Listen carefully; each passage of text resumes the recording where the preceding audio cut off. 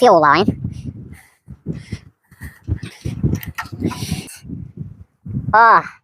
Flat-headed screwdriver. What we're going to do.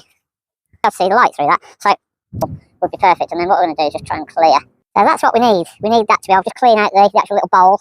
Have you want to do is put that back on full of crap. Let's do this. Let's get this going. So things going, but with a